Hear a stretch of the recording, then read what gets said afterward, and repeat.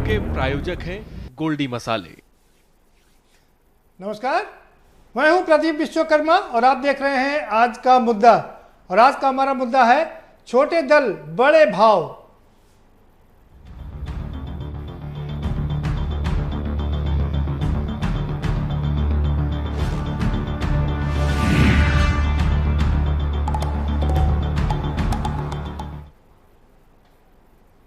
जी हाँ, छोटे दलों की बल्ले बल्ले हो गई है और कोई आज नहीं हुई है, ये लगातार हमेशा से रही है, पहले भी रही है।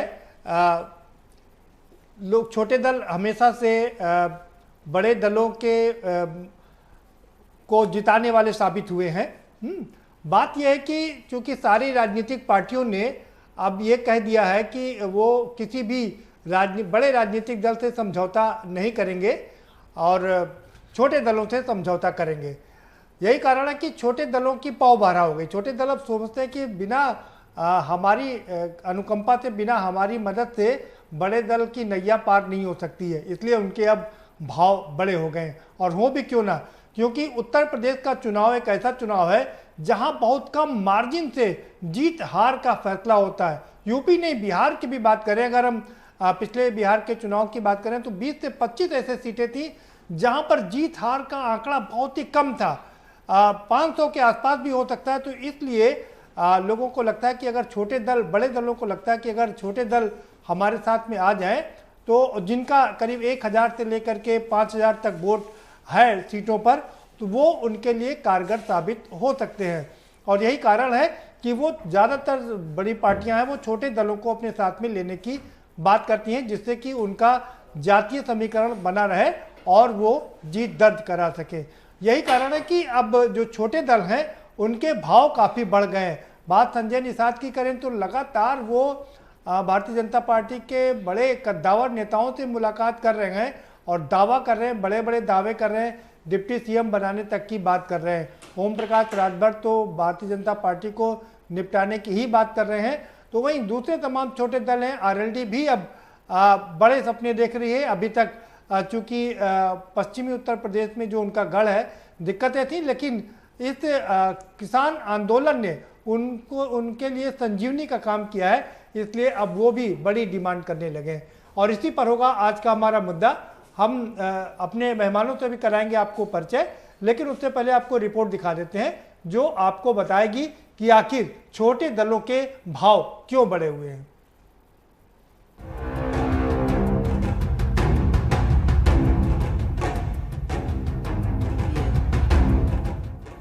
2017 के विधानसभा चुनाव में 32 छोटी पार्टियां ऐसी थी जिनके प्रत्याशियों ने 5000 से लेकर 50,000 तक वोट हासिल किए थे। साथ ही 6 दल ऐसे थे जिनके प्रत्याशियों ने 50,000 से ज्यादा वोट हासिल किए थे। अब चूंकि सभी बड़े दल अकेले चुनाव लड़ने और छोटे दलों के साथ गठबंधन की बात कर रहे हैं, तो जाहिर सी बात है कि इन छोटे दलों के भाव काफी बढ़ गए हैं। 2012 के विधानसभा चुनाव में 200 छोटे दलों ने अपने उम्मीदवार खड़े किए थे। 2017 में इनकी संख्या बढ़कर 290 हो गई। ये संख्या तो ऐसे दलों की है जो चुनाव आयोग में पंजीकृत हैं। इसके अतिरिक्त गैर पंजीकृत दल के लोग भी किस्मत आजमाने से पीछे नहीं रहते। बात सपा की करें तो इनके साथ आरएलडी, महान दल, जनवादी सोशलिस्ट पार्टी के साथ ही कुछ अन्य दल भी हैं। भाजपा के साथ निषाद पार्टी, अपना दल सहित कुछ अन्य दल मोलभाव कर रहे हैं। ओम प्रकाश राजभर की सुभाषपा भी भाजपा से 2017 में मिलकर चुनाव लड़ी थी, लेकिन अब उनके सामने ही ताल ठोक रही है। केजरीवाल की आम आदमी पार्टी, चंद्रशेखर आजाद की आजाद समाज पार्टी और ओवैसी की पार्टी AIM भी दम भर रही है। कांग्रेस प्रवक्ता विजेंद्र सिंह का कहना है, प्रदेश में जब से जातीय राजनीति का उभार हुआ है, तब से ये छोटे राजनीतिक दल जाति को लेकर सौदेबाजी करने लगे हैं। वहीं भाजपा प्रवक्ता संजय चौधरी का कहना है, ऐसा कोई दल जो भाजपा की नीतियों पर खरा उतरता है तो उसका स्वागत है, सीट का मामला बाद में देखा जाता है। देखिए, उत्तर प्रदेश की राजनीति में जब से राजनीतिक उभार आया है पोस्ट मंडल के बाद, तो राजनीतिक दलों में जो जातीय उभार हुआ है और जाति की राजनीति की बात ज्यादा होने लगी है, उससे आपने देखा होगा कि अलग अलग लोगों ने अपने जातियों के नाम पर संगठन बना लिए हैं और वो राष्ट्रीय पार्टियों से, क्षेत्रीय पार्टियों से मोल भाव करते हैं। लेकिन हमारा कांग्रेस पार्टी का स्पष्ट मानना है कि जो उत्तर प्रदेश की सरकार की नाकामियां हैं उस पर ये चुनाव फोकस्ड होना चाहिए। जो भारतीय जनता पार्टी की विचारधारा के आधार पर, भारतीय जनता पार्टी के कार्यक्रमों के आधार पर, भारतीय जनता पार्टी की नीतियों के आधार पर अगर भारतीय जनता पार्टी के साथ आते हैं तो उनका निश्चित रूप से स्वागत है। हमारा जो तरीका है, हमारा जो कार्यक्रम है, हमारा जो लक्ष्य है, हमारा जो उद्देश्य है, उसके प्रति अगर उन राजनीतिक दलों की सहमति है तो उनका स्वागत है। कवि और रहीम का एक दोहा है कि देखन में छोटे लगे घाव करें गंभीर। कुछ यही स्थिति छोटे दलों की भी है। ये छोटे दल स्वयं से अपने उम्मीदवार तो जिता नहीं सकते, हाँ बड़े दलों का खेल जरूर बिगाड़ देते हैं। यही कारण है कि बड़े दल छोटे दलों को अपने साथ रखने की कवायद में जुटे हुए हैं। स्पेशल डेस्क के न्यूज इंडिया।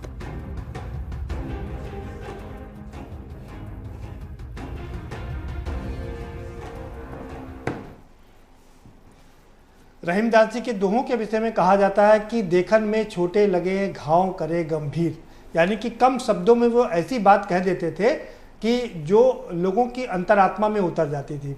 लेकिन अब आज उसके मायने बदल चुके हैं। राजनीति के मायनों की हम बात करें तो ये छोटे दल ऐसे दल हैं जो गंभीर घाव करते हैं, ऐसी चोट पहुंचाते हैं, ये वोट की ऐसी चोट मारते हैं कि बड़े दल तिलमिलाकर रह जाते हैं। और यही कारण है कि सारे बड़े दल अब छोटे दलों को साथ लेने की बात कर रहे हैं। चाहे वो समाजवादी पार्टी हो, वो तमाम छोटे दलों को अपने साथ में लाने की बात करिए। वो कह रही है कि हम किसी भी बड़े दल से समझौता नहीं करेंगे। बसपा तो है ही है, और कांग्रेस की बात करें तो कांग्रेस भी अब यही कह रही है, और साथ साथ में भारतीय जनता पार्टी तो अकेले चुनाव लड़ती है, हाँ छोटे दलों का साथ वो जरूर लेती है। इसी पर चर्चा करेंगे। हमारे साथ में जो खास मेहमान है हम उनसे आपका परिचय करा देते हैं। लखनऊ स्टूडियो से हमारे साथ यहाँ बहुत खास मेहमान जुड़े हुए हैं। आशुतोष वर्मा जुड़े हुए हैं। डॉक्टर आशुतोष वर्मा समाजवादी पार्टी के प्रखर प्रवक्ता हैं। बहुत स्वागत है आशुतोष जी आपका। नमस्कार। दीपक तिवारी जी हमारे साथ में जुड़ चुके हैं, भारतीय जनता पार्टी के प्रवक्ता हैं, आपका स्वागत है। चंदन विश्वकर्मा हमारे साथ में महासचिव हैं सुभाषपा के, जुड़ चुके हैं, आपका भी बहुत स्वागत है। और रोहित अग्रवाल आरएलडी के, अभिषेक वाजपेयी कांग्रेस के प्रवक्ता भी हमारे साथ में जुड़ चुके हैं, आप दोनों का भी बहुत स्वागत है।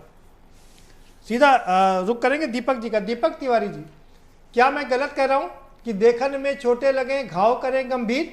ये छोटे दल अपने आप को जिता तो नहीं सकते, लेकिन बड़े दलों के हार का कारण जरूर बन जाते हैं।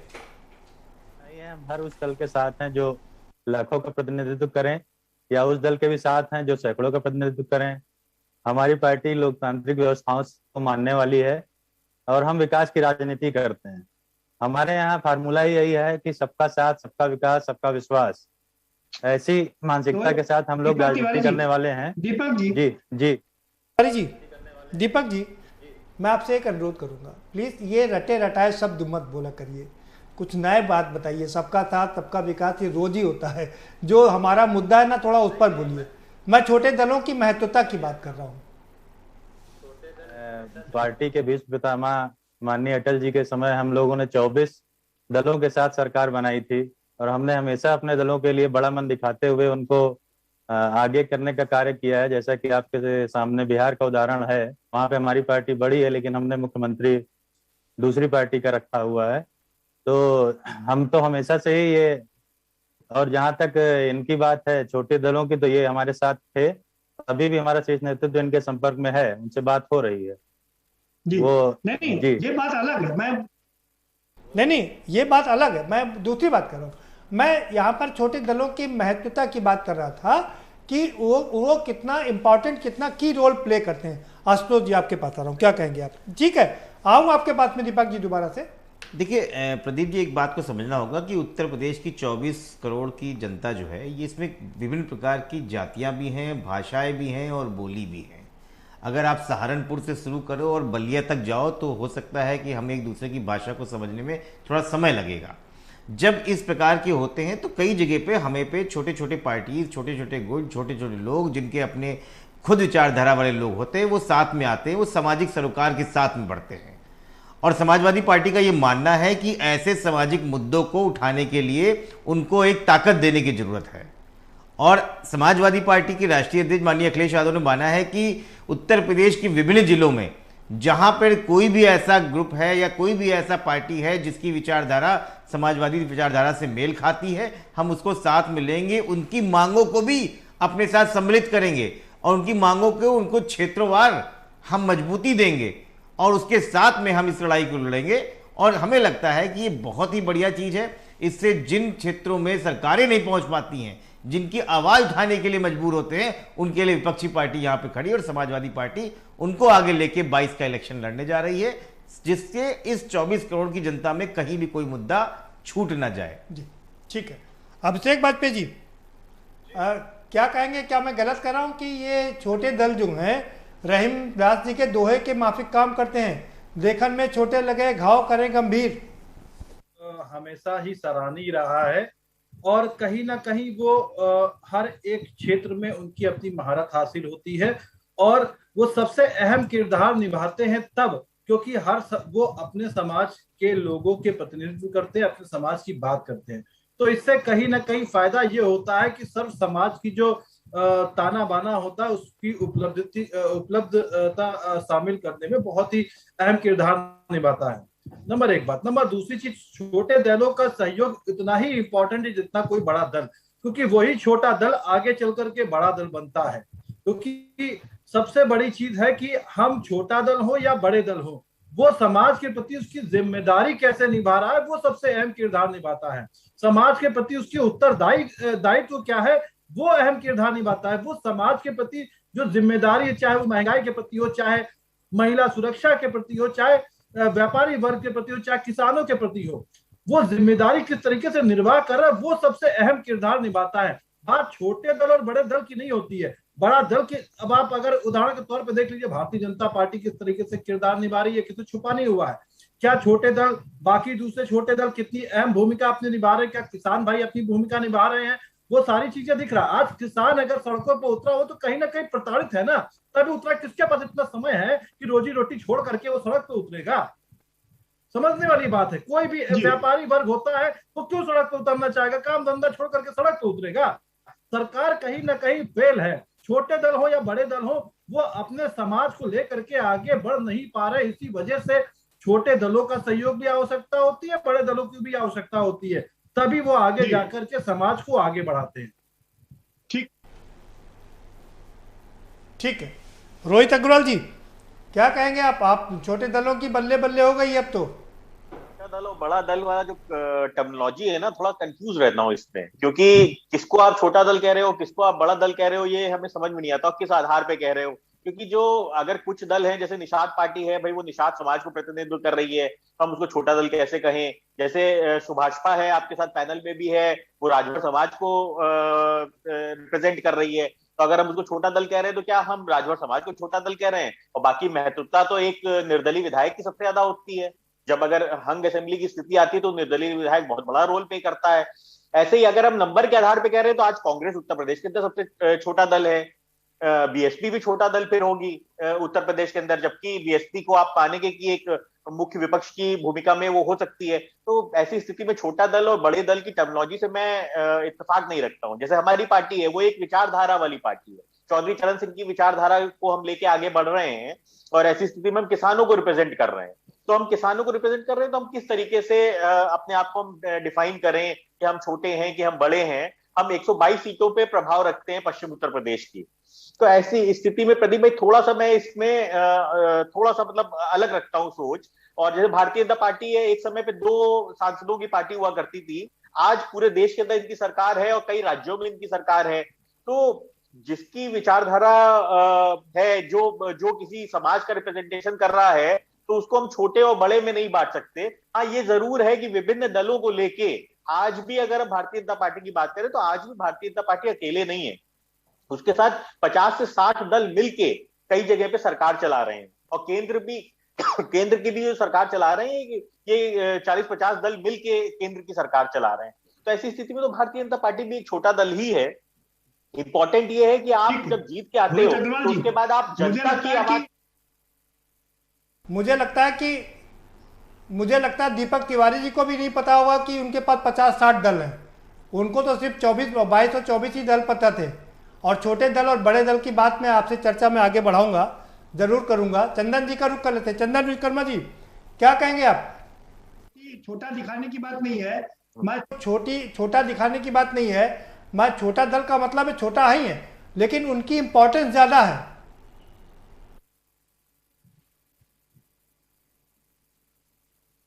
चंदन विश्वकर्मा जी पहले तो अपनी आवाज खोल लीजिए।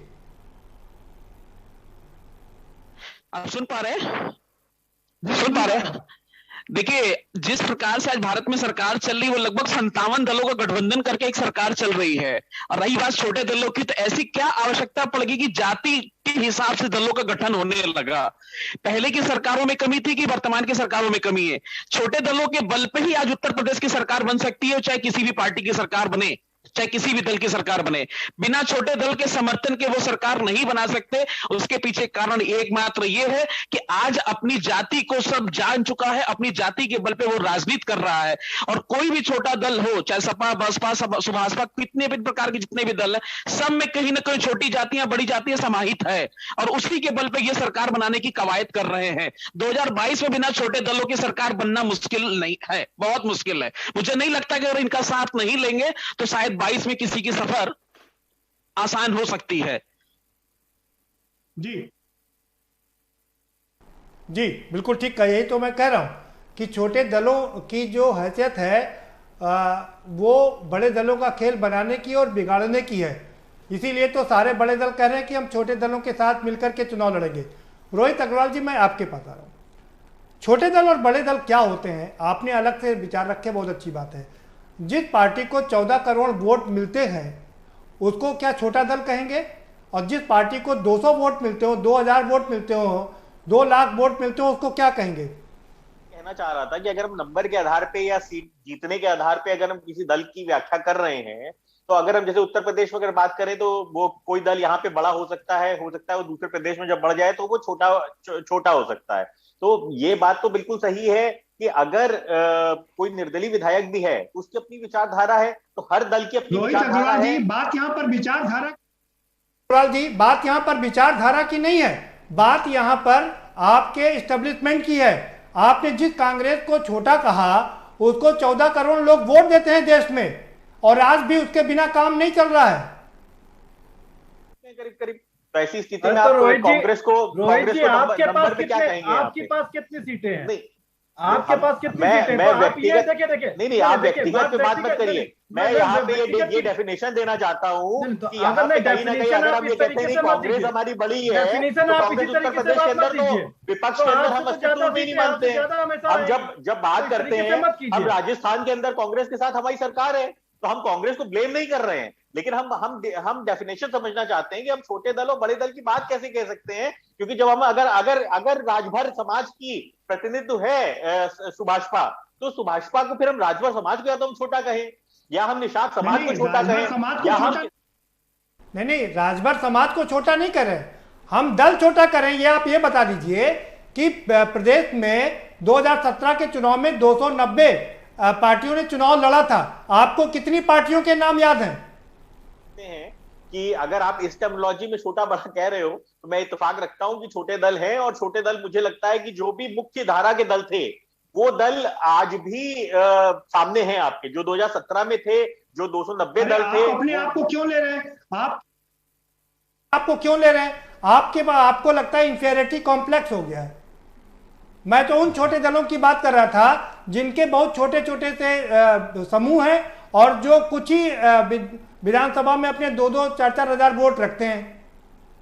प्रदेश का सबसे बड़ा दल हमारा दल ही है, 122 सीटों पे हमारा प्रभाव है। और पश्चिम उत्तर प्रदेश के अंदर अगर आप बात करें, अपने आप को, हाँ जी नहीं, मैं अपनी व्यक्तिगत बात ही नहीं कर रहा हूं अपने दल की, मैं सारे दलों को डिफेंड करने की कोशिश कर रहा हूं जब हम छोटा बड़ा की बात करते हैं। क्योंकि कई बड़े राजनीतिक व्यक्ति मैं अपना सवाल फिर से दोहरा रहा हूं, आप जरा सुन लीजिए। 290 जो पार्टियां हैं, जो रजिस्टर्ड पार्टियां हैं चुनाव आयोग में, उनमें से 20 पार्टियों के नाम बता दीजिए मुझे। और डेफिनेटली आप उन 20 पार्टियों के नाम नहीं बता पाएंगे, लेकिन वो आज 20 पार्टियां आपको अस्तित्व में भी नहीं दिख रही हैं। आज अस्तित्व में वही दल हैं, आज चर्चा में वही दल हैं जो कि स्टेट मान्यता प्राप्त दल हैं। अस्तित्व में उसके अलावा कुछ नहीं है। बाकी लोग तो कहीं ना कहीं अपनी रोटी रोटी चलाने आ जाते हैं। अरे तो बता तो रहा हूं मैं, 290 रजिस्टर्ड पार्टियां हैं भाई रोहित अग्रवाल जी, जिन्होंने चुनाव लड़ा था। प्रदीप भाई, ये तो लोकतंत्र है, लोकतंत्र में हर आदमी स्वतंत्र है चुनाव लड़ने के लिए। मैं कब कह रहा हूं कि लोकतंत्र नहीं, यहाँ पर राजतंत्र है। नहीं, मैं ये कह रहा हूँ लोकतंत्र में, मैं कह रहा हूँ मेरा छोटे दलों का मतलब ये है, मैं कह रहा हूँ मेरा छोटे दलों का मतलब ये है जिनका छोटे क्षेत्र में प्रभाव है वो छोटे दल है। आप अननेसेसरी का बता रहे हैं कि कैसे छोटा बड़ा कर सकते हैं। आप कांग्रेस को बता रहे हैं उत्तर प्रदेश में छोटा दल है, 14 करोड़ लोग उसको वोट देते हैं। बताइए भाई अभिषेक वाजपेयी जी, छोटा आप कौन से दल है? करोड़ लोगों ने वोट नहीं दिया कांग्रेस को। उत्तर प्रदेश के अंदर तो कांग्रेस की 7 ही सीटें आई थी ना प्रदीप भाई। और अगर हम आम आदमी पार्टी की बात करेंगे तो आम आदमी पार्टी को आप छोटा बताएंगे कि बड़ा बताएंगे उत्तर प्रदेश के लिए? उसका आकार बढ़ेगा वैसे उसको बड़ी पार्टी, जैसे उसका आकार बढ़ेगा वैसे उसको बड़ी पार्टी कहेंगे ना, या अभी जन्म लेते हैं उसको बड़ा कर देंगे। बच्चा होता है तो छोटा ही बच्चा तो कहते हैं, या उसको जवान और यंग आदमी कह देते हैं। आपने डिबेट को डाइवर्ट कर दिया। आप रुकिए भाई रोहित जी, आ रहा हूं। आप तिवारी जी के पास चलो। दीपक जी, ये बात तो सच है कि बिना छोटे दलों का बहुत महत्व होता है। मेरी डिबेट का अंत यही है कि छोटे दल बहुत ही महत्वपूर्ण भूमिका अदा करते हैं, लेकिन जिस तरह से आपके साथ दलों का छिड़काव हो रहा है वो तो मुश्किल कर रहा है ना। आप कैसे करेंगे बेड़ा पार अपनी नैया का? संपर्क में है और 2017 में हमारे पास इन पार्टियों का आगमन हुआ था, तब से हमारा इनका ठीक ठाक ही चल रहा था। लेकिन हर चुनाव में ये लोग अपना मोल भाव और अपनी वैल्यू बढ़ाने के लिए इधर उधर भटकने की कोशिश करते हैं, लेकिन इनको समझ में आएगा कि इनकी कीमत। अरे भाई उनके पास उनको पता है कि बिना उनके आपका काम नहीं चलेगा, इसीलिए तो मोल भाव करते हैं। और क्या गलत करते हैं अगर वो मोल भाव करते हैं तो? होता है। और इन छोटे छोटे दलों से उनको कुछ ना कुछ एक मार्जिन मिल जाता है, जिससे कि वो सरकार बनाने में या 2000, 4000, 5000 हर विधानसभा में जो भी इनकी संख्या है उसका 100% फर्क पड़ता है कि वो जिधर जाएंगे उधर कुछ ना कुछ फर्क पड़ेगा। बिल्कुल ठीक बात जी, बिल्कुल ठीक बात। नहीं, तभी तो मैं कह रहा हूं कि अगर छोटे दल बार्गेन करते हैं, बड़ा भाव दिखाते हैं, तो जाहिर सी बात है कि छोटे लोगों का यह अधिकार होता है कि वो बड़े से अपना अधिकार मांगे। हमारे उत्तर प्रदेश में अपना दल के साथ हमने लगभग उनको 9 विधायक और 2 सांसद और अभी हाल ही में केंद्र सरकार में मंत्री बनी है, और उनको 2 जिला पंचायत अध्यक्ष की सीटें जौनपुर और सोनभद्र भी दिया गया है। तो ऐसा नहीं है। दीपक जी, आपने आप जिनको बता रहे हैं ओम प्रकाश राजभर को, वो ओम प्रकाश राजभर कहते हैं उन्होंने आपकी सरकार बनाने में मदद की, सहयोग किया। हमारा प्रभाव है पूर्वांचल के, और 22 अगर 17 में इनकी सरकार बनी तो मेरा बिना गठबंधन की इनकी सरकार नहीं बनती। और रही सवाल इन्होंने अभी सर हमने अलग, सुनिए, हमने अलग हुआ कि आपने अलग किया? आप मेरी बात को समझिए प्रदीप जी। मेरा कहने का मतलब अभी आप जिसका जिक्र कर रहे थे कि जिनको 9 विधायक और 2 जिला पंचायत सदस्य इन्होंने बनाया है, इनको अपनी 22 की डगर कठिन दिख रही है, और यही वजह है कि इनको मोनोपुलेट करने के लिए उनको अपने खेमे में करने की कवायद उन्होंने की है। अगर इनके में क्षमता थी तो बिना किसी नहीं, दोनों तरह की नहीं, बिना छोटे दलों में आप 22 में सरकार बना ही नहीं सकते। ये लिख लीजिए आप।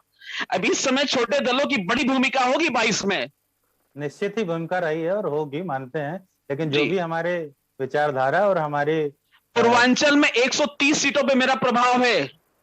पूर्वांचल के 38 जिलों में 130 सीटों पे मेरा प्रभाव है। 2019 में आप हमसे अलग हुए थे, तब भी आपका प्रभाव था, लेकिन आपके प्रभाव का कोई फर्क नहीं पड़ा। सर, उत्तर प्रदेश में तीसरे पायदान पे थी मेरी पार्टी, उत्तर प्रदेश में तीसरे पायदान पे थी। कांग्रेस मेरे बाद थी। केवल पहले पायदान वालों की पूछ होती है भाई साहब। भाई साहब, आप ये गलत फहमी में मत रहिए कि पहले पायदान वालों की पूछ होती है।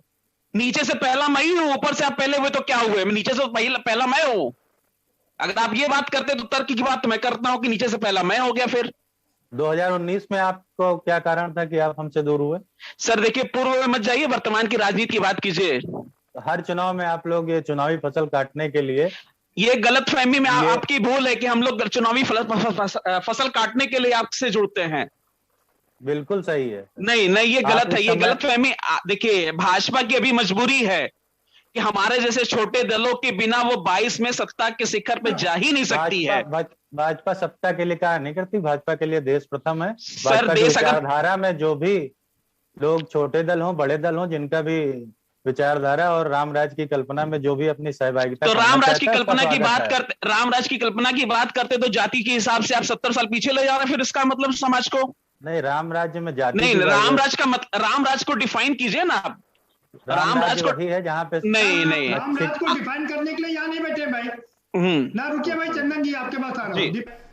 ना रुकिए भाई, चंदन जी आपके पास आ रहा हूँ। दीपक तिवारी जी, चंदन विश्वकर्मा जी कह रहे हैं कि 103 सीटों पर उनका प्रभाव है, निषाद जी कह रहे हैं 170 सीटों पर उनका प्रभाव है, और जाहिर सी बात है कि 1-1, 2-2 हजार वोट तो सब कंस्टिट्यूंसी में होता ही है ना, तो इसीलिए तो उनके भाव बढ़े हैं। वो कह रहे हैं कि हम, आप ऊपर से नंबर 1 है तो वो नीचे से नंबर 1 है।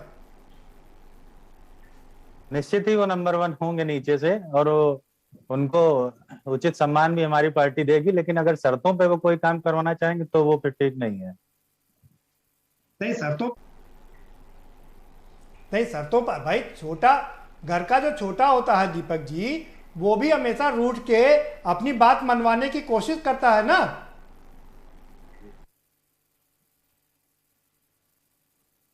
देखिए, हमने कभी भी आपसे गलत मांग नहीं की है। प्रदीप जी आ रहा हूँ,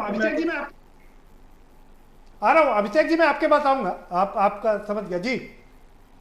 कभी भी गलत मांग नहीं की। आखिर 2001 में न्याय समिति की रिपोर्ट की हमने मांग की थी, उसी मुद्दे पे हमारी पार्टी का गठबंधन आपकी पार्टी से हुआ। 2 साल 10 महीने से जो सामाजिक न्याय समिति की रिपोर्ट है, आज तक उसको आपकी सरकार ने लागू क्यों नहीं किया? 27% आरक्षण का वर्गीकरण का मांग था, वो क्यों नहीं किया? चलिए चंदन जी, आज हम उस पर रिपोर्ट पर बात नहीं कर रहे हैं, हम बात यहाँ पर छोटे दलों की और बड़े दलों की कर रहे हैं कि कैसे छोटे दल और बड़े दलों में सामंजस्य नहीं बैठ पा रहा है, और बड़े दल सब यही कह रहे हैं, सारे बड़े दल यही कह रहे हैं। मैं यहाँ पर सपा, बसपा, भाजपा और कांग्रेस की बात कर रहा हूँ, जिनको मेरी नज़र में बड़े दल कह सकते हैं, वो कह रहे हैं हम छोटे दलों को लेकर के ही आगे चलेंगे, उनके साथ मिलकर के ही सरकार बनाएंगे, उनके साथ ही चुनाव लड़ेंगे और बड़े दलों से समझौता नहीं करेंगे।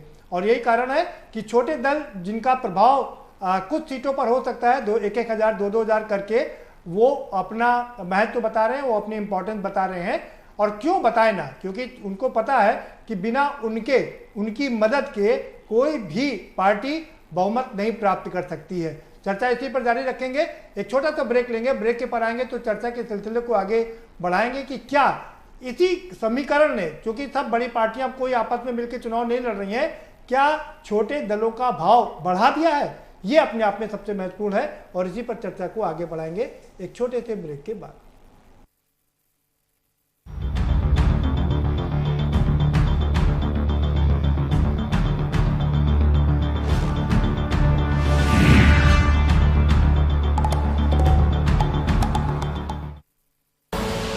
आप देख रहे हैं के न्यूज, खबरों का सारथी।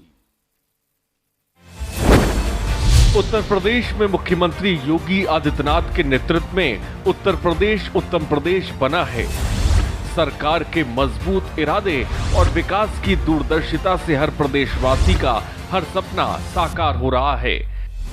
चाहे गरीब हो या किसान, मजदूर हो या महिला, नौजवान, हर तबके को उसका हक मिल रहा है।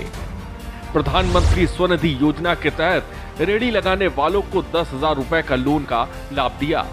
पीएम स्वनिधि योजना का लाभ पहुंचाने में भी यूपी आज नंबर 1 है पूरे देश में। किसानों की आय दोगुनी करने के लिए 885 ब्लॉक में किसान कल्याण मिशन योजना का लाभ दिया। हर घर नल योजना से 30,000 ग्राम पंचायतों में शुद्ध पेयजल की योजना को क्रियान्वित किया। भयमुक्त प्रदेश के लिए अपराधियों के खिलाफ गैंगस्टर अधिनियम के तहत कार्रवाई कर 15 अरब 74 करोड़ रुपए से अधिक की अवैध संपत्तियों का जब्तीकरण किया।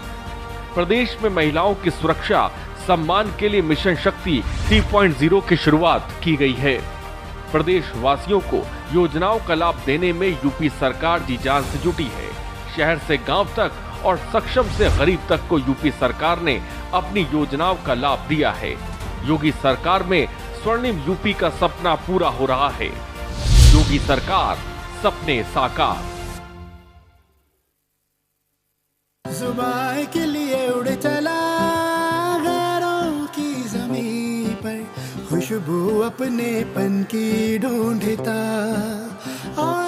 दूर कितना भी जा, इस जुबान से दूर ना जा पाओगे। विमल, बोलो जुबान केसरी। जब पशुओं को मिलेगा प्यार और मिल्को मोर पशु आहार, तो दूध बहेगा, मुनाफा बढ़ेगा। मिल्को मोर पशु आहार। खुदी को आजमाया है तो ये अंदाज आया है, खुदी को आजमाया है तो ये अंदाज आया है। तुम में भी मैं हूं, शुद्ध प्लस पान मसाला। आप देख रहे हैं के न्यूज, खबरों का सारथी।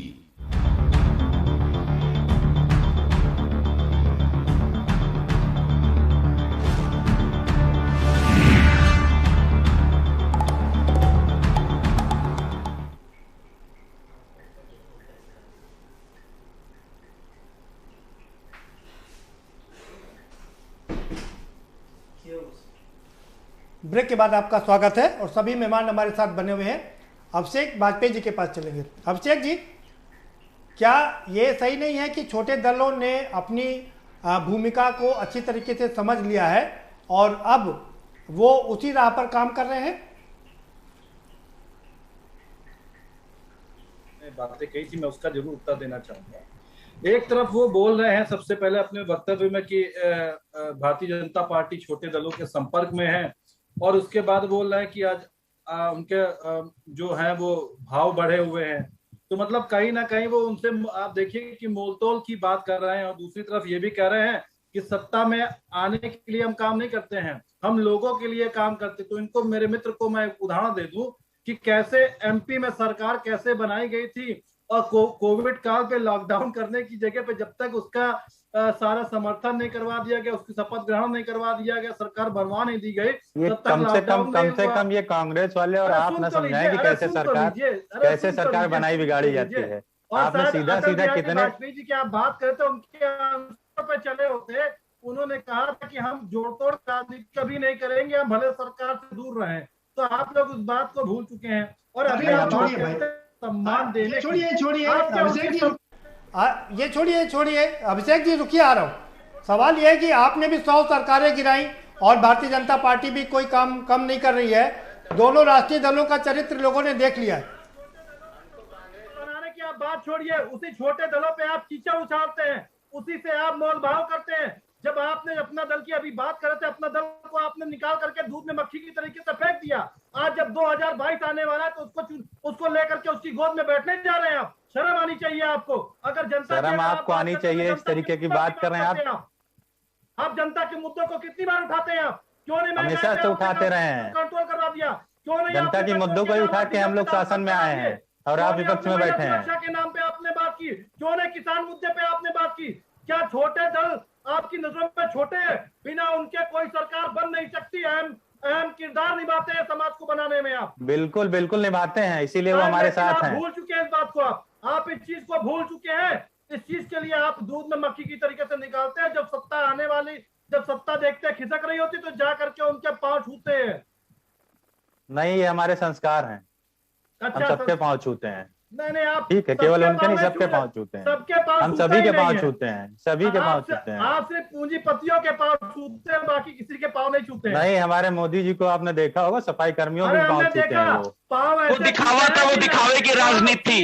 बिल्कुल दिखावे के लिए आप छू के दिखाइए, दिखावे के लिए आप छू के दिखाइए। तुम तो लीजिए पांव, आप दिखावे के लिए छू के दिखाइए। के पांव छूते छूते उनकी जमीनें खिसका दी। ऐसे आपने, उनका स्वास्थ्य ठीक नहीं है। स्वास्थ्य ऐसे, सही कह रहे हैं, उनका ऐसा स्वास्थ्य, वो स्वास्थ्य खराब हो गया। ऊपर के 2 लेयर को काट दिया गया है, ऊपर के 2 लेयर को काट दिया गया है। आज पूरे देश में सिर्फ गुजरात का बोलबाला है, चाहे उत्तर प्रदेश हो। जो भी अच्छा राज्य होगा, अच्छा शासन होगा, उसका बोलबाला होगा। गुजरात का भी है और उत्तर प्रदेश का भी है। अरे ढकोसलों में तो आप आगे हैं सर। 4 गुजराती मिलकर देश को चला रहे हैं, सिर्फ 4 गुजराती मिलकर देश को चला रहे हैं।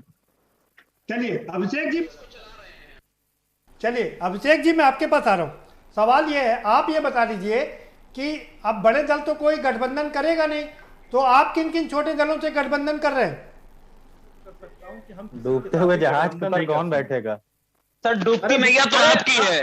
दो डूबती नैया की बात करें, 2 सीटों की पार्टी हो गई थी आपकी। हम तो आपसे बहुत लाख गुना बेटर हैं, ठीक है? भूलिए मत, जमीन से जुड़े हुए व्यक्ति को कभी अपनी जमीन नहीं छोड़नी चाहिए। हम नहीं छोड़ रहे हैं, आप निश्चित रहिए। और अभिषेक जी से सवाल लेने दीजिए।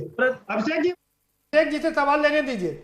अभिषेक जी सीधा सवाल है जी पे हम बात करेंगे, और चुनाव में भी हम जनता के मुद्दों को ही उठा करके बात करेंगे। हम महंगाई पे बात करेंगे, हम किसानों के मुद्दे पे बात करेंगे, हम व्यापारी वर्ग के मुद्दे पे बात करेंगे। बड़े दल से तो आप नहीं, बड़े दल से तो आप गठबंधन करेंगे नहीं, ये तो सबने मना कर दिया। लेकिन किन किन छोटे दलों को आप अपने साथ लेके चलेंगे? के साथ गठबंधन करना, किसके साथ गठबंधन नहीं करना है, लेकिन फिलहाल के तौर पे गठबंधन करने की स्थिति में है ही नहीं। साथ गठबंधन नहीं कर रहा है। हमारा गठबंधन सिर्फ जनता के साथ होगा, उसके अलावा हम किसी से गठबंधन। दीपक जी कह रहे हैं कि आप गठबंधन करने की हैसियत ही में नहीं है।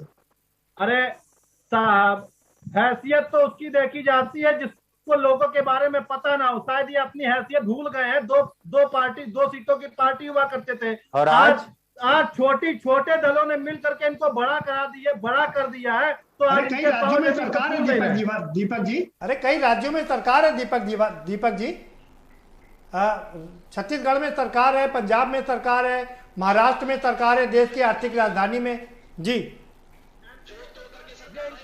जैसा भूल गए, छोड़िए, आ रहा हूँ। ठीक है अभिषेक जी, बात हो गई। वो भी कुछ ना हो पाया इनसे। हो गई, आ रहा हूँ। ठीक है अभिषेक जी। आशुतोष जी, हो गई, आ रहा हूँ। ठीक है अभिषेक जी। आशुतोष जी, आपके पास तो सॉलिड दल हैं, आपने महान दल और कई छोटे दलों से समझौता कर रखा, आरएलडी से भी समझौता कर रखा है। लेकिन जो इधर खबरें आ रही हैं कि जब से ये किसान आंदोलन चला है उसके बाद से आरएलडी ने अपनी मांगे बढ़ा दी हैं, क्या कहेंगे? देखिए, ऐसा है कि किसान आंदोलन के वजह से ही नहीं, आरएलडी से समाजवादी पार्टी का गठबंधन वैचारिक रूप से भी रहा है। वो 2012 से पहले भी देख लीजिए, हम लोग कई जगह साथ में आए हैं जी। इस बात को मानते हैं, किसान आंदोलन में राष्ट्रीय लोकदल के राष्ट्रीय अध्यक्ष जी वहाँ पे काफ़ी अच्छा काम कर रहे हैं, उसका सपोर्ट कर रहे हैं। और ना कभी इस बात में मनभेद रहा है वो कितनी सीट पे रहे हैं या वो हम कितनी सीट पे रहेंगे। हम कह सकते हैं कि एक तरीके से हम दोनों लोगों के जो गुरु हैं वो एक ही थे, तो हम लोग गुरु भाई भी हैं। तो इस बारे में कभी हमें चिंता नहीं करनी है, जो भी होगा वो आराम से हो जाएगा। और आपको पता है, कभी आज तक समाजवादी पार्टी और आरएलडी के बीच में इस बातों को लेकर कभी चिंताएं उठी नहीं है। चिंताएं वहां उठती हैं जहां पे आप गठबंधन स्वार्थ के लिए करते हैं। नहीं, लेकिन अभी जो खबरें आ रही ना कि ये सब खबरें का कोई मतलब नहीं प्रदीप जी, ऐसा कोई मतलब नहीं। डिमांड बढ़ा दी है भाई, क्यों नहीं कुछ ज्यादा सीटें, क्योंकि कह रहे हैं कि अब जो कॉम्बिनेशन था पहले जाट मुस्लिम और इन सब का, तो वो अब कॉम्बिनेशन परफेक्ट हो गया है इस नहीं प्रदीप जी, देखिए ये एक पत्रकारों को देखने का तरीका है कि उन्होंने डिमांड बढ़ा दी और इन्होंने डिमांड हरा दी। वहां पे हमारे 5 सांसदों में 2 सांसद वहीं पर से हैं, तो ये तो कोई बात ही नहीं हुई है। और वो आरएलडी की मदद से समाजवादी पार्टी कार्यकर्ताओं के सम्मिलित सम्मेलन भी होते हैं, कई जगह होते हैं। तो हमारे वहां इस बात की कोई लड़ाई है ही नहीं। देखिए, अखिलेश जी का वो विजन है जिस विजन में 2019 में एक स्टेप ये भी कहा था कि अगर हम एक कदम पीछे हटना चले तब भी हम हट जाएंगे, क्योंकि हम विचारधारा के साथ लड़ने वाले लोग ठीक बात है। हम इस बात को मानते हैं। हम कहते हैं कि परेशानी उनको, प्रदीप जी मेरी बात पूरी, परेशानी उनको होनी चाहिए जो 57 दलों के साथ लेके आज इनके पास दल नहीं खड़े हो पा रहे हैं। क्या किया भारतीय जनता पार्टी ने? आज इनके पास सुहेल देव समाज पार्टी क्यों नहीं है? क्या ये बात समझते नहीं है? क्या सामाजिक न्याय की लड़ाई वो चिल्लाते रहे, कैबिनेट में खड़े होकर उनको कैबिनेट से बाहर कर दिया गया।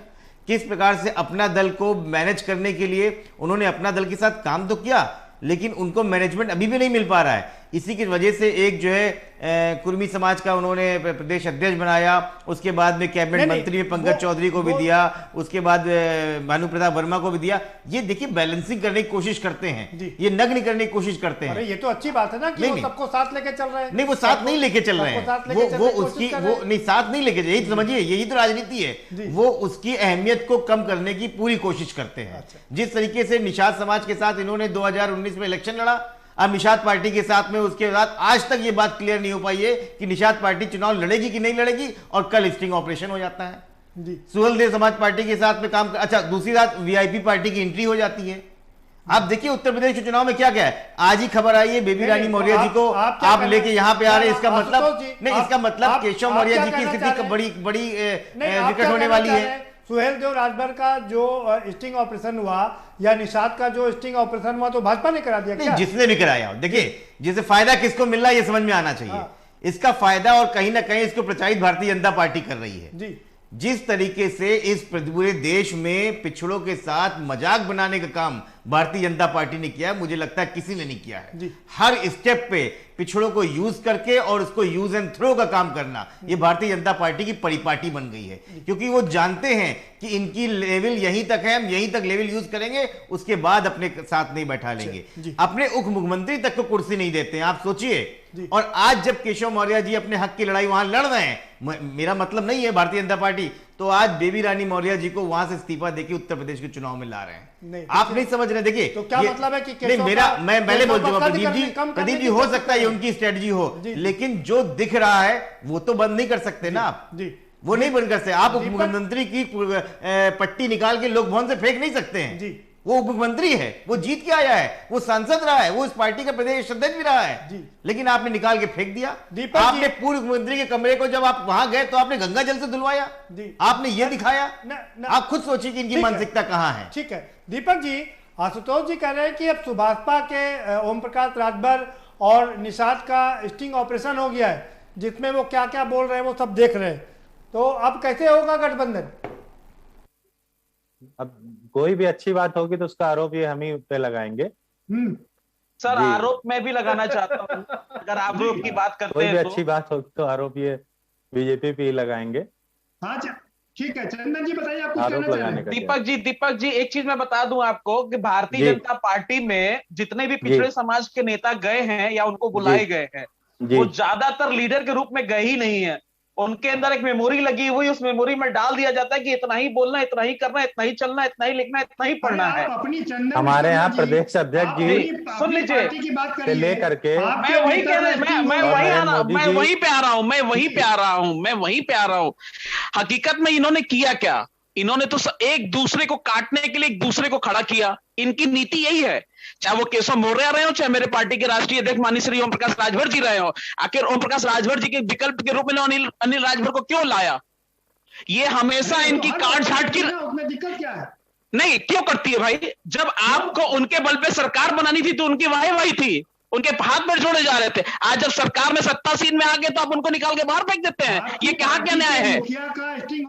आपकी पार्टी के मुखिया का स्टिंग हो गया, इसके बारे में भी कुछ बता दीजिए। नहीं हुआ, मेरे पार्टी के मुखिया ने इनकी पार्टी को इस्तीफा दिया है। इनको पहले ज्ञात होना चाहिए। आपकी पार्टी के नहीं आज कुछ एक चैनल ने आपकी पार्टी के मुखिया का स्टिंग कर दिया। पेगास पे क्यों नहीं बोलते हैं? पेगास पे क्यों नहीं बोलते? ये चलो विकास इतना हो गया कि उसमें क्या बोलना है? इतनी सड़कें बन गई, इतना सब कुछ बन गया, कोई बेरोजगार बचा नहीं है।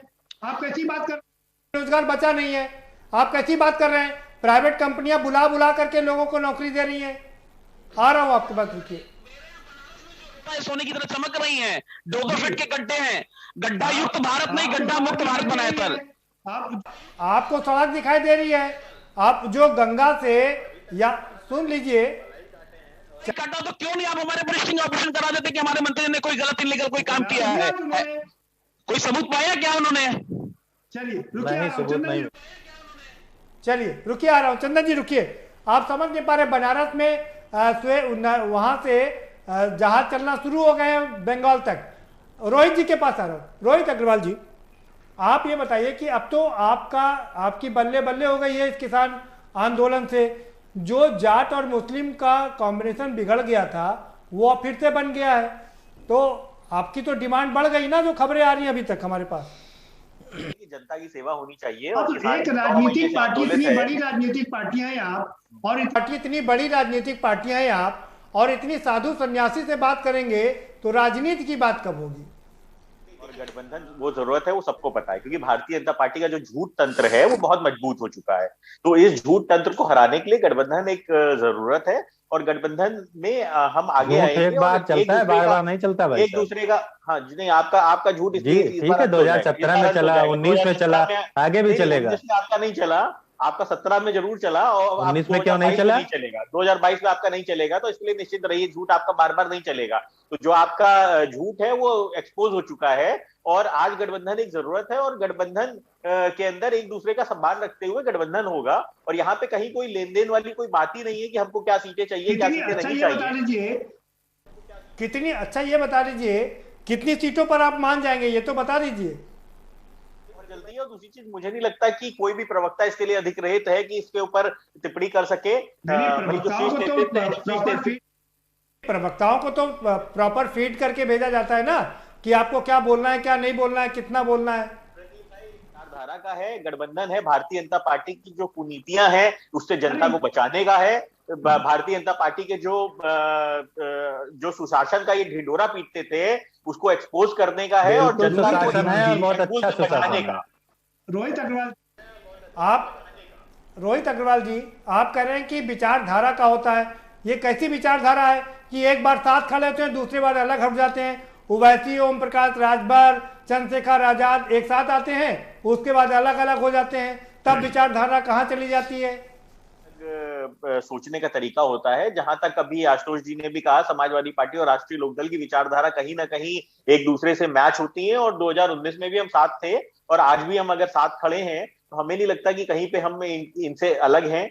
और यहाँ पे जरूरत यह है कि जनता की जो मांगे हैं, जनता की जो डिमांड है, जनता को जो कुशासन है उससे बचाने की जरूरत है। जो महंगाई का बोझ इन्होंने जनता के ऊपर डाल दिया है, ये सिर्फ जुमले छोड़ देते हैं। ये कहते हैं साहब गड्ढा मुक्त हम सड़कें बनाएंगे, उसकी तारीख पे तारीख देते हैं, पर स्थिति ये है कि आज लखनऊ के शहीद पथ की स्थिति ये है कि आज एक मुख्य अखबार ने उसका निरीक्षण किया तो उसने पाया कि 345 गड्ढे उसके अंदर है, लखनऊ की मुख्य सड़क शहीद पथ के अंदर। तो ऐसी स्थिति में ये किस तरीके से जनता को ठगने का काम कर रहे हैं, उससे हमें जनता को बचाना है, और यही एक आज की जरूरत है। ठीक है चंदन जी, ठीक है चंदन जी, मैं आपके पास आ रहा हूं इस सवाल के साथ में कि अब गठबंधन कोई विचारधारा की बात नहीं रह गई है। आप ओम प्रकाश राजभर ओवैसी के साथ में भी हैं, चंद्रशेखर के साथ में भी हैं, और अखिलेश जी से भी मिल रहे हैं, बाकी लोग भारतीय जनता पार्टी के प्रदेश अध्यक्ष से भी मिल रहे हैं, लेकिन गठबंधन आपका बन नहीं रहा है, कारण क्या है? बार्गेनिंग कर रहे हैं। चंदन जी अपनी आवाज खोल लीजिए, आप आवाज क्यों बंद कर देते हैं अपनी? हेलो जी, मेरी जो बातें हैं कि हमारी जो भागीदारी संकल्प मोर्चा है उसमें सभी के लिए दरवाजे खुले, बीजेपी को छोड़ के हमारे यहाँ कांग्रेस के लिए भी दरवाजे खुले, सपा के लिए भी खुले। ऐसे खुले हुए हैं कि कोई अंदर ही नहीं आ रहा है। ओवैसी साहब ने कल 100 सीटों पर लड़ने का ऐलान कर दिया। मेरे 403 विधानसभा में हमारे संकल्प भागीदारी मोर्चा मिलकर संयुक्त रूप से चुनाव लड़ेगी। संकल्प भागीदारी मोर्चा में है कौन कौन? कुशवाहा जी को छोड़ दीजिए, मोर्चा में है कौन कौन? कुशवाहा जी को छोड़ दीजिए, और वहां और कौन है? आपके बाबू सिंह कुशवाहा हैं, ओम प्रकाश राजभर जी हैं, निषाद जी हैं, केवट हैं, ऐसे कई तरह से मिला के 10 दल है हमारे पार्टी में वर्तमान। निषाद जी तो अमित शाह से मुलाकात कर रहे हैं, दोनों तरफ गेम खेल रहे हैं। नहीं, हमने वो काम नहीं कभी, नहीं हमने कभी, के घर चले जाते हैं, वो तो एक चले जाते हैं, वो एक औपचारिक मुलाकात थी। अब अखिलेश यादव से, अरे करे तो औपचारिक और बाकी करे तो अनौपचारिक। सर अखिलेश मुलायम सिंह यादव से स्वतंत्र देव सिंह मिलने गए थे, तो किस लिए गए थे? मुलायम सिंह यादव तो औपचारिक मुलाकात नहीं, आप करें तो औपचारिक मुलाकात, और बाकी लोग करें तो वो अनौपचारिक है, वो राजनीति कर रहे हैं। सिंह श्रद्धांजलि सभा में आमंत्रित करने नहीं गए थे, पिछड़ों को वोट बैंक के लिए गए थे। वो मुलायम सिंह के दरवाजे जाने की स्वतंत्र देव सिंह की क्या आवश्यकता पड़ गई? बताइए भाई। अभी प्रदीप जी ने कहा हमने मिला तो औपचारिक मुलाकात हो गई, आप मिलते तो औपचारिक मुलाकात नहीं होती है। आपका कहने का क्या तात्पर्य है, क्यों गए हम लोग? तो आप बताइए ना। करना चाहते हो सपा से ऑफर था क्या? मुलायम सिंह ने ऑफर दिया था कि स्वतंत्र देव सिंह को? हम करें तो रात तिवारी जी ये नहीं चलेगा, हम करें तो रात लीला, और आप करें तो करेक्टर ढीला, मतलब आप करें तो रात लीला, हम करें तो करेक्टर ढीला, ये नहीं चलेगा ना। औपचारिक अनौपचारिक क्या मुलाकात होती है? हमारे लिए दरवाजा हमारे खटखटाने संस्कार तो और गए ही थे, अब आप क्या करने गए थे ये तो आपके अंदर वाले ही बता सकते हैं। मैंने बताया था कल्याण सिंह जी की श्रद्धांजलि सभा के लिए आमंत्रित करने गए थे। सर, कल्याण सिंह की श्रद्धांजलि सभा के लिए आमंत्रित करने का कोई मतलब ही नहीं होता है। क्यों नहीं होता है? क्यों? जब तक वो राज्यपाल थे तब तक उनकी कोई कदर नहीं थी, जैसे ही वो मर गए तो सबके लिए बाबूजी बाबूजी हो गए। दीपक जी, कब? चंदन जी रुकिए। दीपक जी, अगर आप कल्याण सिंह, दीपक जी एक सवाल है मेरा, दीपक जी एक सवाल सुन लीजिए। सवाल ये है, अगर आप कल्याण सिंह जी की मृत्यु के लिए और उनके शहादत के लिए आप इनवाइट करने गए थे, तो हमारे बाबूजी की भी डेथ हुई थी, उसमें भी चले जाते मुलायम सिंह जी को इनवाइट करने के लिए, उसमें काहे नहीं गए थे? बाबूजी मतलब लालजी टंडन। बाबूजी मतलब लालजी टंडन इतने कद्दावर नेता थे, भारतीय जनता पार्टी के गवर्नर रहे, भाजपा को खड़ा करने में अहम योगदान दिया। उनकी मूर्ति की स्थापना हजरतगंज में करवाई है। बाकी पार्टियों के लोगों को आमंत्रित करने नहीं गए थे? पार्टियों के लोगों को आमंत्रित करने नहीं गए थे? मतलब जो मुख्यमंत्री नहीं होगा वो नेता नहीं है आपकी नजर में? आशुतोष जी कह रहे हैं कि जो मुख्यमंत्री होगा। आशुतोष जी अपना सवाल पूछ लीजिए। नहीं, मेरा मतलब है दीपक जी, इसका मतलब मुख्यमंत्री नहीं थे तो आप लालजी टंडन को कमतर आंकते हैं। अगर आप भारतीय जनता पार्टी और उत्तर प्रदेश का इतिहास देख ले तो उत्तर प्रदेश में खड़ा करने के लिए जितना श्रेय माननीय कल्याण सिंह जी का था, उससे कमतर कभी लालजी टंडन का नहीं रहा है। और वो बहुत बड़े कद्दावर नेता है, और ये शायद आप खुद देख लीजिए। एक समय होता था जब अटल जी लखनऊ में आते थे तो लालजी टंडन उनको लेके पूरा उत्तर प्रदेश टहलाते थे, और उत्तर प्रदेश में जो कुछ भी हो रहा है उसका फीडबैक अगर कोई देता था तो माननीय लालजी टंडन देते थे। तो आप उनको कमतर ना आके, वो उसी कद्दावर नेता थे मुख्यमंत्री, क्योंकि एक बनता है इसलिए वो नहीं बने। आप उसको गलत तरीके से मत प्रोजेक्ट करें जी। लोटा है, कभी इधर सरक जाते हैं, कभी उधर सरक जाते हैं। अभी कुछ देर पहले आप सुशासन की बात कर रहे थे, अभी आप शासन की बात किया था इन्होंने, अभिषेक जी। माफी चाहता हूँ, शासन की बात कर रहे थे। ठीक है, शासन ये चला रहे हैं कि इनके विधायक एसडीएम को गाली देते हैं कि जूतों से मारेंगे, इनके विधायक जा करके जेल से अपने बेटे को छुड़ा लाते हैं, तो ये तो शासन चलाते हैं। अरे कम्बिन पेंदी के लोटे मत बनिए, कभी इधर चले जाते हैं, कभी उधर चले जाते हैं। एक रास्ता अपनाइए। कब तक रामचंद्र जी के नाम पे वोट मांगेंगे? अरे कभी हम हमेशा रामचंद्र जी के नाम पे वोट मांगेंगे। हाँ, आप मांगते रहेंगे। बिल्कुल मांगेंगे। आपको सत्ता में बैठाया, लेकिन उसके नाम की हमारे लिए हमेशा सम्मानीय है। अरे कब तक आप उनके नाम की खाएंगे? हम उनके नाम की नहीं खाते हैं, हम विकास की खाते हैं, राष्ट्र की खाते हैं। यही दिए थे उन्होंने, संस्कार यही दिए थे कि लोगों के लिए संस्कार की बात कम से कम कांग्रेस वाले ना करें। अरे राम के नाम पे सुबह शाम में जमीन की कीमत बढ़ जाती है 200 गुना। आडवाणी जी को भगा दिया आपने, आडवाणी जी को बाहर कर दिया। जो लोग मर जाते हैं तो उनके लिए आप कहते हैं कि उनके लिए कोई आपको पता ही नहीं होता है। जब कोई कहता है कि बाबूजी के बारे में तो कहते हैं कौन बाबूजी? अरे वो आपको उनकी किताब पढ़नी चाहिए, अपना लखनऊ। मैंने पढ़ी है तो शायद आपने पढ़ा ही नहीं है, पढ़ा नहीं है आपने, इसी वजह से ऐसी बात कर रहे हैं। उसमें सबसे प्रचलित किरदार जो है बाबूजी के नाम से ही जाना जाता है, आपको यही पता नहीं है। बात कर रहे हैं आप। अटल जी के अंत्येष्टि का पैसा 2 साल पहले तक नहीं दिया गया था। अटल जी के अंत्येष्टि का पैसा 2 साल पहले तक नहीं दिया गया था। निकाल के आरटीआई देख लीजिए आप लोग किसकी बात करते हैं? जिस जनसंघ से निकल के अटल जी ने भारतीय जनता पार्टी की स्थापना की, उस आदमी के मरणोपरांत उसके अंत्येष्टि का पैसा नहीं दिया। आपको अधूरी जानकारी है, ऐसा कुछ मेरे भी को नहीं। पूरी अभिषेक जी के पास बिना जानकारी के आप चले आए हैं, बिना जानकारी के आप चले आए, ऊपर से बातें बोल रहे हैं। पूरी जानकारी के साथ आया हूँ। मैं तथ्यों के आधार पे बात कर रहा हूँ अभिषेक जी, मैं तथ्यों के आधार पे बात कर रहा हूँ। भारतीय जनता पार्टी हताश है, उसको हार सामने दिखाई पड़ रही है क्योंकि उसने जनता का शोषण किया है सिर्फ पिछले 4.5 साल में। तो भारतीय जनता पार्टी पूरी तरीके से हताश है। अब वो चाहती है किसी भी तरीके से जाति के नाम पे, धर्म के नाम पे मतभेद करके। ठीक है चंदन जी, समय समाप्त हो गया हमारे पास में। फाइनल कमेंट के लिए चलते हैं, रोहित के पास सबसे पहले चलते हैं। रोहित अग्रवाल जी, सीधी सी बात है, मैं उन छोटे दलों की बात कर रहा हूं जिनके कुछ कंस्टिट्यूंसी में 1,000, 2,000, 5,000 वोट हैं। क्या वास्तव में ये ऐसा समय आ गया है कि उनकी महत्वता बहुत बढ़ गई है और यही कारण है कि सभी दल उनको अपने साथ रखना चाहते हैं? हमेशा से ही राजनीति के अंदर हर एक वोट की कीमत होती थी और हर एक वोट बहुत इंपॉर्टेंट होता था। वैसे ही आज अगर जो छोटे दल हैं उनकी बहुत अपनी इंपॉर्टेंस है, वो अपने समाज को रिप्रेजेंट कर रहे हैं या एक विचारधारा को रिप्रेजेंट कर रहे हैं या एक किसी क्षेत्र को रिप्रेजेंट कर रहे हैं। ऐसी स्थिति में जहां पे भारतीय जनता पार्टी का झूठ तंत्र बहुत मजबूत है, और ये कोई भी सोशल मीडिया के माध्यम से कोई भी झूठ फैला के और ये उसको सच साबित करने की कोशिश कर लेते हैं। ऐसी स्थिति में हर क्षेत्र के अंदर एक मजबूत दल की बहुत जरूरत है, एक मजबूत व्यक्ति की बहुत जरूरत है। तो जो ये सब दल है, गठबंधन आज की जरूरत है। ठीक है, बात हो गई। रोहित जी, समय कम है। आशुतोष जी, क्या कहेंगे? आपकी छोटे दल बहुत जरूरी है, बहुत इंपॉर्टेंट है, इनएविटेबल है।